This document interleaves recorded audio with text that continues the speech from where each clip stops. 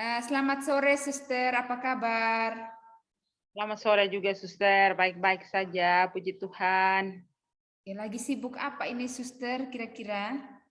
Ya, sementara sih tidak sibuk, santai-santai karena tadi sudah selesai sekolah, sudah pulang, sudah istirahat. Jadi sekarang merasa ya agak fresh lah.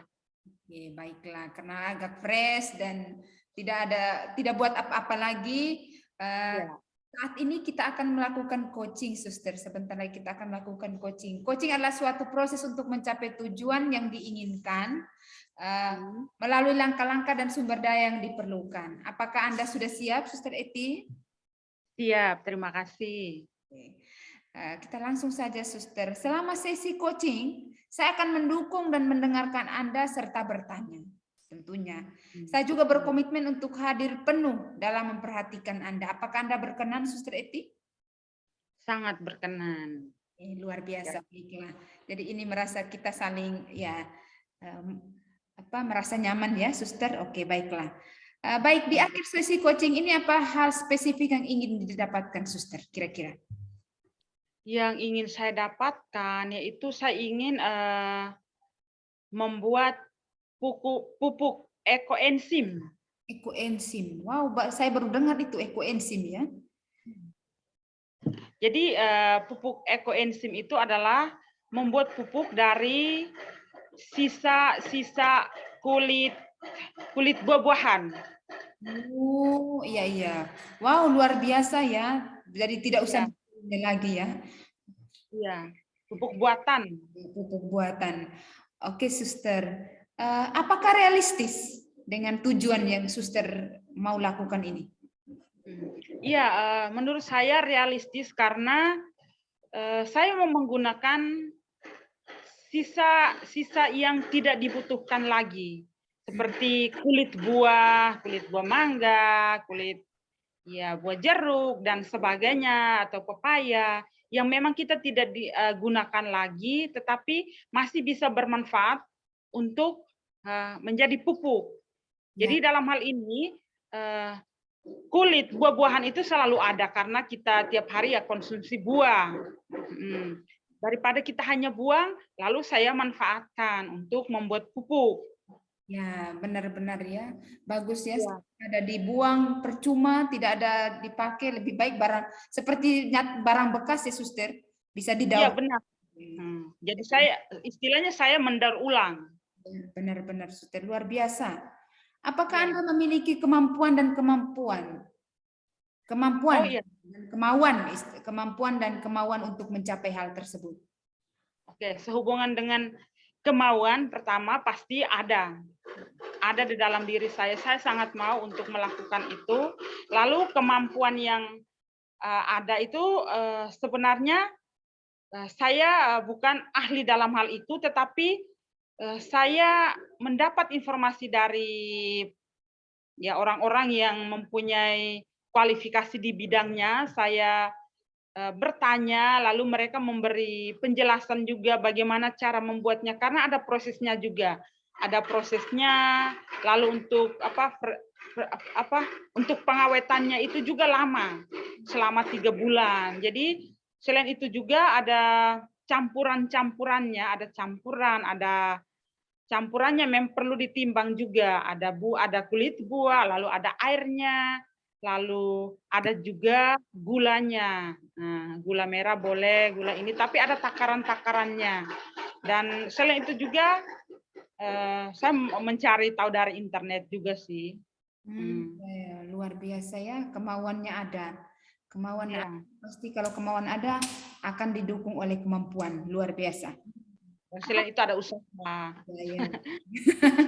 Apakah ini sesuatu yang penting kira-kira, Suster? Apakah ini sesuatu yang penting? Oh iya, menurut saya ini sesuatu yang penting karena yang pertama saya menggunakan sesuatu yang sudah ada di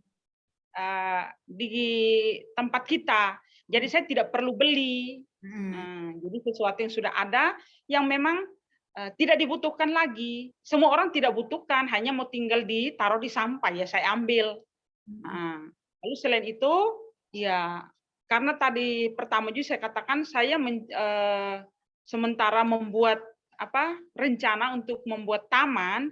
Jadi itu sangat bermanfaat untuk saya karena itu sudah menjadi simpanan untuk saya kan. Kalau sudah jadi pupuk kan berarti saya bisa gunakan untuk menyiram tanaman-tanaman saya. Ya, wow. Ya. Ya benar ya, daripada membuang uang dan lebih baik buat sendiri pupuknya. Buat sendiri, iya benar. Kira-kira mengapa hal ini penting harus dilakukan seperti itu? Mengapa penting?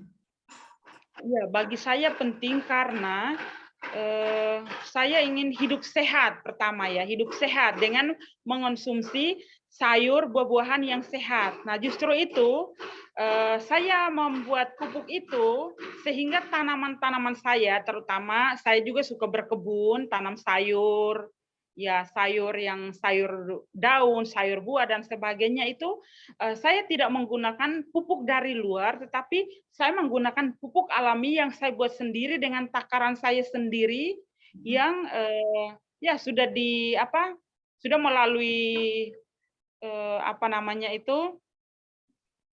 analisis ya, sudah melalui analisis para peneliti itu memang sangat baik untuk tanaman, dan itu bukan hanya terjadi di Indonesia. Ternyata saya sudah search di internet, ternyata itu yang memulai itu dari Malaysia dan itu sudah menyebar ke seluruh dunia. Orang sudah menggunakan yang itu. Wow. Ekoenzim sudah terkenal. Ya, benar ya, lebih sehat istilahnya, lebih ini ya, dan juga ini sampah-sampah tidak berserakan karena kita menggunakan kembali sampah-sampah itu ya, Suster ya. Jadi saya menggunakan yang sebenarnya kita sudah buang, tetapi saya menggunakan lagi. Apakah tujuan ini, kira-kira tujuan ini dapat dicapai di sesi coaching singkat ini, kira-kira Suster?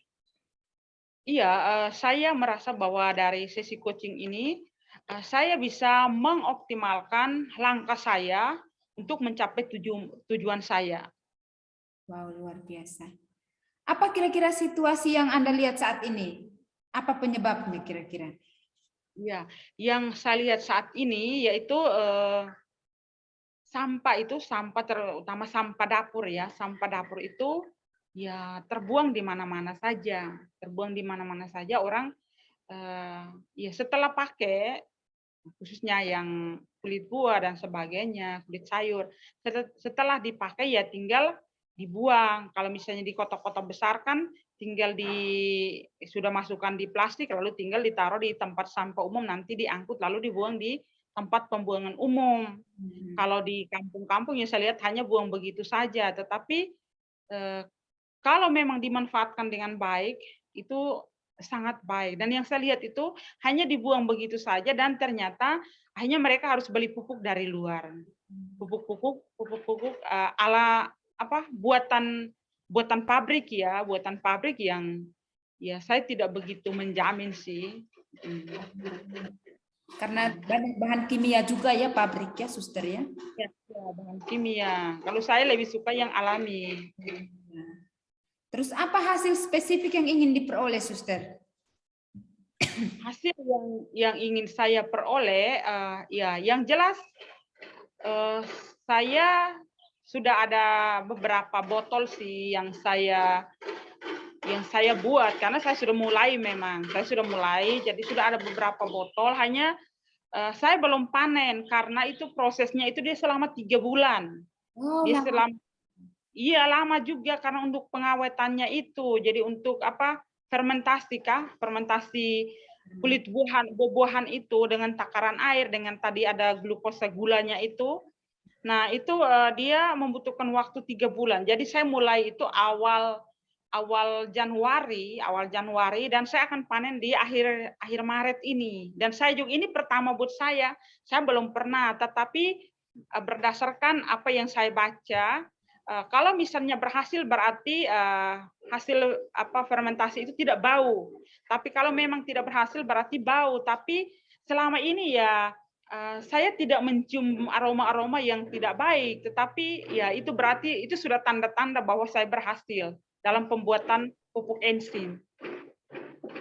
Luar biasa ya. Kira-kira apa yang perlu dilakukan, Suster? Apa ya, yang perlu saya lakukan ya tadi saya katakan saya sementara melakukannya dan saya akan tetap melanjutkan ya dengan adanya pupuk sisa-sisa kulit buah yang ada ya saya akan selalu ambil. Karena itu juga ada kriterianya juga. Sisa buah itu juga tidak boleh kena minyak. Dia harus no oil, bersih dari minyak. Jadi misalnya pepaya yang kita makan juga, biasanya saya sudah ambil buahnya. Jadi saya sudah kupas, lalu nanti isi pepayanya saya taruh di sana, tapi kulitnya saya sudah ambil supaya maksudnya tidak terkontaminasi dengan minyak itu. Jadi saya sudah simpan di sana. Lalu nanti saya bisa gunakan. Selain itu juga saya hanya menggunakan botol-botol Sprite, botol Coca-Cola yang ada karena saya karena baru pemula jadi saya ingin mencoba dari yang ada dulu. Kalau memang saya sukses, saya akan tingkatkan ke misalnya sekarang 1,5 liter akan tingkatkan ke 5 liter yang jerigen minyak goreng itu, bimoli itu. Ya. Wah, jadi sekarang dari pembahasan suster berarti saya bisa simpulkan suster sudah mulai ceritanya ini ya. Ya, saya sudah mulai sementara, tapi baru percobaan sih ya. Berarti tunggu 3 bulan ini, bulan April berarti ya dipanen. Akhir Maret ini tanggal 31 Maret saya akan panen, ada 5 botol. Wow, luar biasa. Ya. Kira-kira suster, bagaimana cara menjalankannya dengan setengah jadi istilahnya ini ya, karena suster bilang kan sudah sementara menjalankan. Berarti saya bisa simpulkan ini sudah setengah jadi, setengah jalan sebenarnya. Bagaimana cara menjalankannya kira-kira suster? Ya, nah kalau ditanya cara menjalankannya berarti pertama saya perlu menjelaskan dari awal bagaimana saya membuatnya, begitu kah suster kah? Boleh juga, suster itu. Nah, mungkin secara singkat saja, untuk membuatnya itu yang jelas ada takaran-takaran tertentu, sudah ada di sana, mereka ada tabel, jadi kita perlu ikuti kalau buahnya 1 kilo berarti airnya takarannya berapa, gulanya sedikit, tapi ada takarannya, tidak boleh sembarang. Lalu yang dilakukan adalah saya potong kulit buah itu saya potong lalu masukkan di botol, lalu dengan takaran airnya yang sudah kulit buah sudah ditimbang, airnya takaran air dan sebagainya saya masukkan, lalu saya tutup rapat lalu saya simpan dan semacam rahasia kecil saya juga, saya simpan di dalam kamar karena itu kan tidak boleh dibuka sembarang. Saya kalau simpan di luar, saya takutnya orang yang tidak tahu kan istilahnya kan tidak tahu. Wah penasaran ini apa ini yang ditaruh di botol-botol. Dia buka dia mau lihat. Nah itu kan tidak boleh dibuka. Dia dibuka hanya selama 1 minggu awal itu hanya dibuka bukan dibuka, dilonggarkan tutupannya supaya gasnya keluar. Dan setelah 1 minggu ya dia tertutup rapat sampai 3 bulan baru bisa dibuka. Kalau dibuka sembarang ya tidak ada hasil. Dan itu yang saya ikuti prosesnya yang ya penjelasan dari temanku juga ada di penjelasan di internet yang saya baca-baca ya dari bahasa asing juga sih. Nah, itu yang sementara berguna. Terima kasih suster, wow luar biasa. Bagaimana memonitornya kira-kira suster? Bagaimana memonitor? Oke ya. Nah untuk memonitornya memang karena tadi saya katakan bahwa saya simpan di dalam kamar, ada 5 botol itu saya simpan di dalam kamar. Jadi ya kadang-kadang karena kan tadi saya katakan kalau misalnya berhasil berarti tidak bau. Kalau bau ada cium-cium bau berarti itu tidak berhasil. Jadi kadang saya juga penasaran. Saya penasaran, jangan-jangan saya tidak berhasil. Jadi saya coba buka sedikit, saya cium. Oh ternyata tidak bau. Saya merasa, wah saya sukses ini, menuju kesuksesan. Jadi semacam ada kebanggaan bahwa hasil percobaan saya, uji coba ini berhasil. Wah, luar biasa ya. Oke, berarti memonitornya dengan cara ya membukanya sebentar lalu menciumnya. Tidak membuka penuh sih karena katanya tidak boleh dibuka, hanya longgarkan sedikit saja tutupannya lalu mendekatkan hidung ke botol ke apa itu tutupan itu. Oke. Bagaimana mengevaluasinya, suster?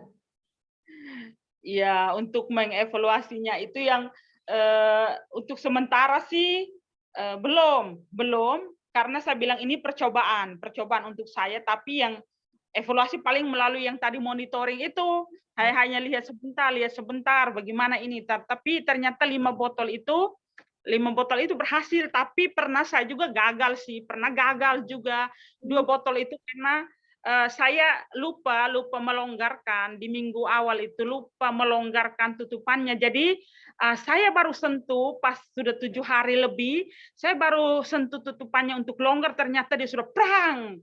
Jadi meletus seperti Sprite yang dibuka itu, jadi apa gasnya besar sekali. Saya waktu itu sampai aduh, baju saya juga kena semua. Kebetulan kulit buah waktu itu adalah buah naga, jadi merah semua, meluap ke lantai karena saya bilang di kamar kan. Ya, ya. Nah, jadi ada 2 botol yang saya gagal. Jadi itu yang selama ini saya buka juga pelan, saya itu saya takut juga kadang tiba-tiba meledak lagi. Iya, karena kan awalnya harusnya dibuka kena gas, nah, supaya keluarkan gas ya. Iya. Itulah, karena pemula kan jadi dari pengalaman akhirnya. Standar evaluasinya, Suster. Iya, tadi saya sudah katakan bahwa untuk mengevaluasi saya belum karena saya pemula dan ya dengan adanya ini kalau misalnya berhasil maka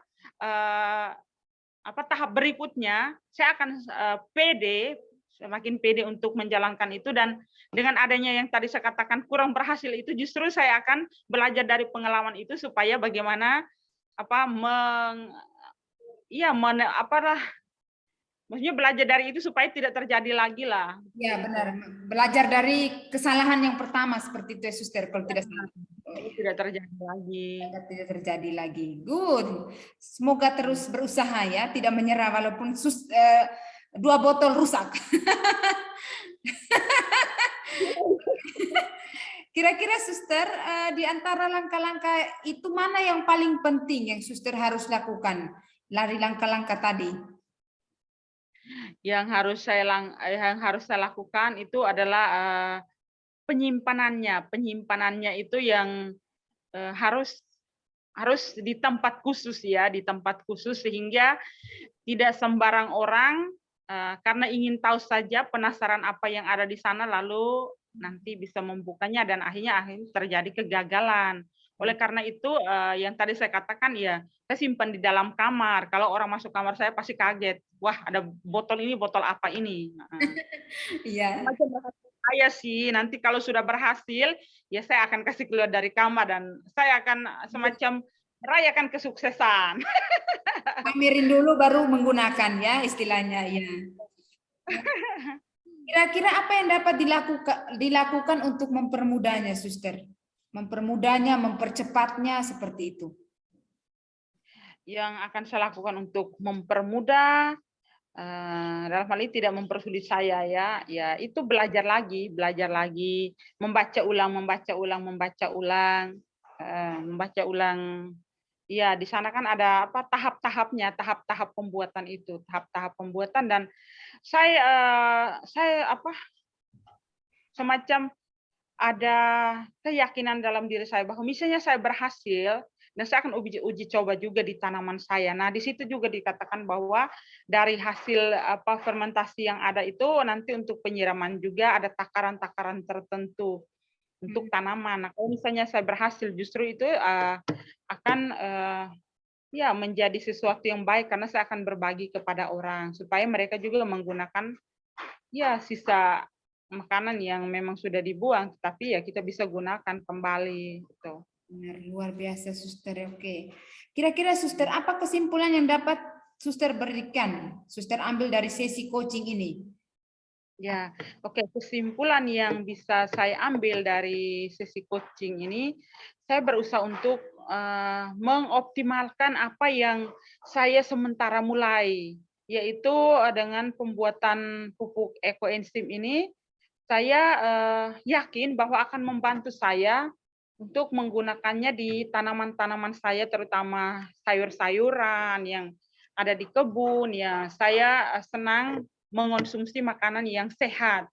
Jadi saya tidak menggunakan pupuk yang kita beli, pupuk kimia, tapi saya berusaha untuk menggunakan pupuk alami yang memang dalam hal ini tanda petik saya yang produksi sendiri. Ya, benar. Ya. Selain ini merawat tumbuhan juga merawat tanah ya, karena tidak ada zat kimia kan. Suster cerita tadi bahwa ini memang benar-benar murni alami ya, Suster ya. Benar sekali, iya. Apa yang akan segera Anda lakukan segera setelah selesai sesi coaching ini?